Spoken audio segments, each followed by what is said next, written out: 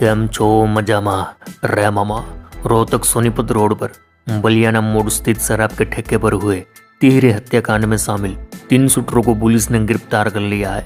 Police आरोपियों से पूछताछ कर रही है ताकि वारदात में शामिल अन्य आरोपियों तक भी पहुंचा जा सके। यह गिरफ्तारी खतरनाक अंदाज में हुई है।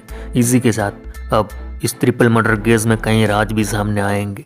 CI2 प्रभारी SI सतीश कुमार ने बताया कि 20 सितंबर को जानकारी मिली थी कि रोहतक सोनीपत रोड पर बलियाना मोड़ के पास स्थित शराब के ठेके पर गोलियां चली हैं। गोली लगने से घायल 5 युवक को उपचार के लिए PGIMS में भर्ती कराया गया था। इसके बाद डॉक्टरों ने 3 युवक को मृत घोषित कर दिया था। मृतक युवक की पहचान गांव बोहर निवासी जयदीप विनय और ठेकेदार अमित उर्फ मोनू के रूप में हुई। सेल्समैन अनुज की शिकायत के आधार पर IMT थाना में केस दर्ज कर जांच शुरू कर दी गई थी। प्रारंभिक जांच में सामने आया था कि अमित उर्फ मोनू ने रोहतक सोनीपत रोड पर बलियाना मोड़ के पास शराब का ठेका लिया हुआ था। अनुज जो अमित उर्फ मोनू के शराब के ठेके पर करीब 5 साल से सेल्समैन का काम करता है। 19 सितंबर को रात करीब 9:30 बजे अनुज अपने सेल्समैन की सीट पर बैठा था। ठेकेदार अमित उर्फ मोनू, जयदीप, आर्यनगर निवासी मनोज, श्रीनगर कॉलोनी निवासी दीपक ठेके के अंदर पीछे बैठकर शराब पी रहे थे। तब अनुज के पास बोहर निवासी विनय आकर बैठ गया। उसी समय 3 युवक हथियार से लैस शराब के ठेके पर आए और तीनों युवक शराब के ठेके के अंदर गए और गोलियां चलानी शुरू कर दी। जयदीप अपना बचाव करते हुए अनुज के पास दौड़ता हुआ आया और टेबल के नीचे छिप गया। तभी वह तीनों हमलावर सीधे अनुज, जयदीप और विनय की तरफ आ गए। हमलावरों ने सीधे विनय को गोली मारी। फिर हमलावरों ने नीचे छिपे जयदीप और अनुज पर फायरिंग शुरू कर दी। अनुज को बाएं पैर में 2 गोलियां और जयदीप को छाती में गोली लगी। तीनों हमलावर दोबारा ठेके के अंदर जाकर तोड़फोड़ शुरू कर दी। इसके बाद तीनों हमलावर हवा में गोलियां चलाते हुए बाहर निकले और बाहर खड़े अपने साथियों के साथ बाइकों पर सवार होकर वहां से कल्टी मार लिए। इसके बाद वहां मौजूद लोगों ने ठेकेदार अमित उर्फ मोनू के घर वालों को जानकारी दी। परिजन मौके पर पहुंचे।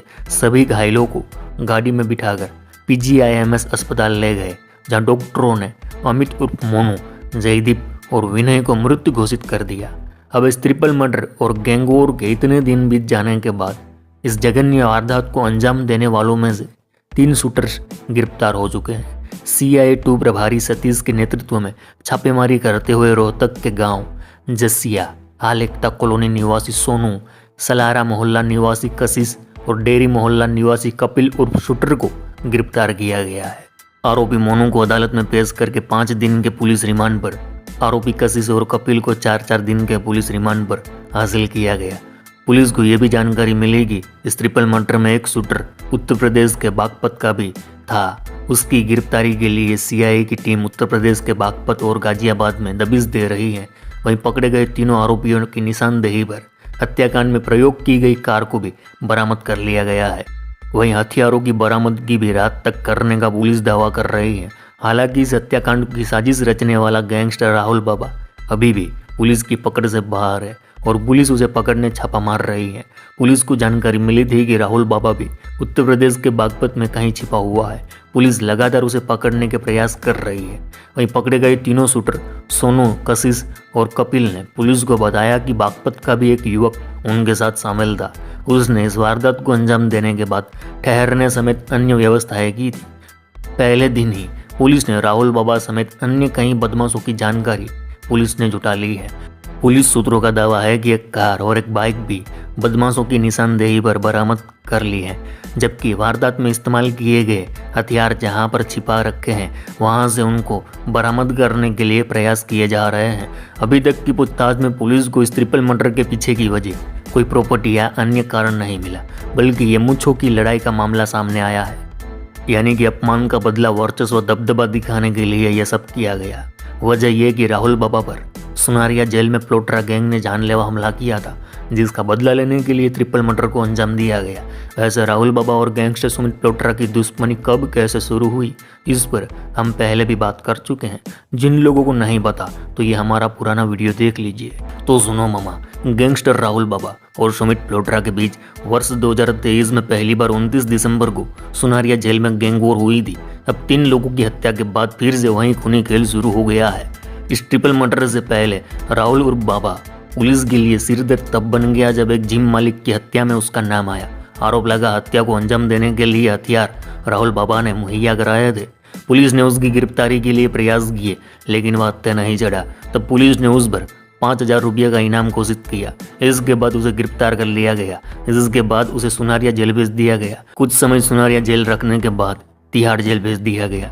25 दिसंबर 2023 को फिर से तिहाड़ से सुनारिया जेल लाया गया। तब जेल में सुमित प्लोट्रा और राहुल बाबा के बीच वर्चस्व को लेकर झगड़ा होने लगा। इसकी एक वजह यह भी है कि बोहर गांव से 2 बड़े गिरोह ऑपरेट होते हैं। एक है रमेश लोहार गिरोह और दूसरा राजेश राज्य और सुमित प्लोट्रा का गिरोह। इन दोनों गिरोह के बीच इलाके में शराब के ठेके, अवैध जमीन पर कब्जा और बाकी कई चीज़ों को लेकर खूनी खतरनाक दुश्मनी चल रही है और इस दुश्मनी में कई बार गैंग वॉर हुई। सुमित प्लोट्रा ने कोर्ट के अंदर रमेश लोहार पर जानलेवा हमला भी किया था। खैर, अब रमेश लोहार राजनीति में उतर चुका है और यह राहुल बाबा रमेश लोहार का करीबी है, खासम खास है। इसी वजह से जब 2 विरोधी गैंगस्टर एक ही जेल में बंद कर दिए गए तो वहां भी वर्चस्व को लेकर टकराव शुरू हो गया। इस वर्चस्व के झगड़े को लेकर प्लोट्रा गैंग के 4 बदमाशों ने जेल के अंदर राहुल बाबा पर धारदार हथियार से हमला कर दिया था। मामले में शिवाजी कॉलोनी थाना पुलिस ने 4 लोगों पर केस दर्ज किया था। फिर राहुल बाबा को जान का खतरा देखते हुए जेल की दूसरी बरक में रखा गया। इस बरक में प्लोट्रा गैंग का कोई साथी या गुर्गा बंद नहीं था, लेकिन इस हमले का बदला लेने के लिए राहुल बाबा ने ठान ली थी। इसको लेकर राहुल बाबा ने जेल से जमानत पर आने के बाद प्लोट्रा गैंग से बदला लेने के लिए प्लोट्रा के भाई अमित नांदल की हत्या की योजना बनाई थी। हरियाणा में चुनाव के बीच राहुल बाबा और सुमित प्लोट्रा गैंग के बीच चली आ रही गैंगवॉर में 3 युवकों की हत्या किए जाने के बाद पुलिस अलर्ट हो गई है। यहाँ बता दें कि गैंगस्टर सुमित प्लोट्रा रोहतक के बोहर गांव का रहने वाला है। उसने 12वीं परीक्षा पास करने के बाद स्कूल छोड़ दिया था। पुलिस फाइलों के मुताबिक जब सुमित प्लोट्रा 5 साल का था तब गांव के ही सुरेश उर्फ कुक्कू ने उसके चाचा की हत्या कर दी थी। बाद में उसने अपने ताऊ के लड़के दीपक के साथ मिलकर वर्ष 2011 में सुरेश उर्फ कुक्कू की हत्या कर दी। इस मामले में उसे उम्र कैद की सजा हुई थी। इसके बाद जेल में उसकी दोस्ती हरियाणा के बड़े बड़े गैंगस्टरों से हुई। जेल में ही वह अपने ही गांव के राजेश उर्फ राजे से मिला। उसके साथ मिलकर उसने गैंग बनाया और अपराध करना शुरू कर दिया। दिसंबर 2016 में सुमित ने जेल से ही खरवाड़ा में लीला की हत्या अपने गुर्गे से करवा दी। 28 दिसंबर 2016 को पोली गढ़वाल में साथी कालू की मौत का बदला लेने के लिए एक व्यक्ति को गोली मार दी। फरवरी 2017 में साथी राहुल उर्फ चित्ता के कहने पर एक लड़के का मर्डर करवाया।